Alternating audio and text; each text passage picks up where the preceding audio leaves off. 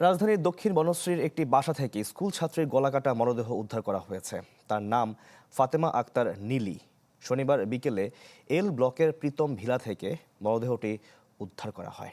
হত্যাকারীকে শনাক্তে সিসিটিভির footage বিশ্লেষণের কথা জানিয়েছে পুলিশ। ছোট বোনের রক্তাক্ত মরদেহ দেখে কাঁদছেন বড় বোন শোভা। জানান শনিবার বিকেলে বাসায় ফিরে ফাতেমা আক্তারের গলাকাটা অবস্থায় দেখতে পান তিনি। পরে খবর দেন পুলিশে। কদিন আগে দুই বোনকে বনশ্রীর বাসায় রেখে গ্রামের বাড়ি হবিগঞ্জে যান বাবা মা ও ভাই ভাবি।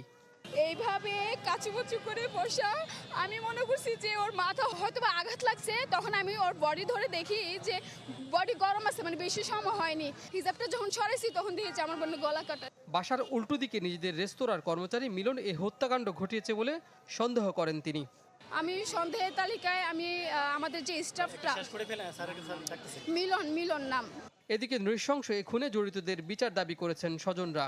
খুনের বিচার চাই আর কি, যে খুন করছে কে এই বিচার চাই। এই যে এতটুকু মেয়েটারে কেন খুন করলো। মরদেহ উদ্ধার করে ময়নাতদন্তের জন্য ঢাকা মেডিকেলের মর্গে পাঠায় পুলিশ। তারা জানান বাসা ও আশপাশের সিসিটিভির ফুটেজ দেখে চেষ্টা চলছে হত্যাকারীকে শনাক্তের।